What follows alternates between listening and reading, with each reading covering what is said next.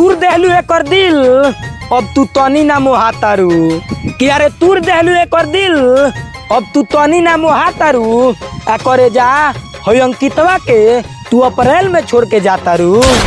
तोहर दिल हो कि चार जर कतही लगा लेलू संवार दी हर जिंदगी हाथ एक और धोलो कि अरे संवार दी हर जिंदगी हाथ एक और धोलो आ करे जा हो अंकितवा दिलदार से तू प्यार कोलो।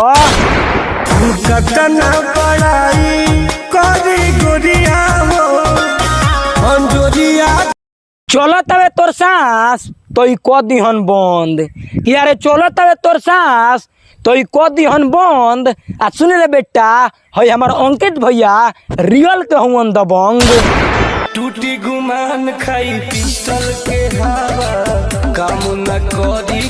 तो बस भाई लोग आज हमारे केस के स्टाइल थोड़ा अलग टाइप के हुई, अलग टाइप के नाम मर दई पहले हम ऐसा केस रखते यानी कि बाल रखत नहीं।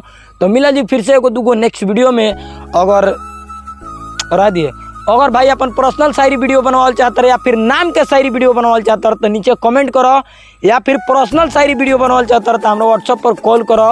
मिला जी फिर से एगो दूगो नेक्स्ट वीडियो में, तब तक के लिए बाय।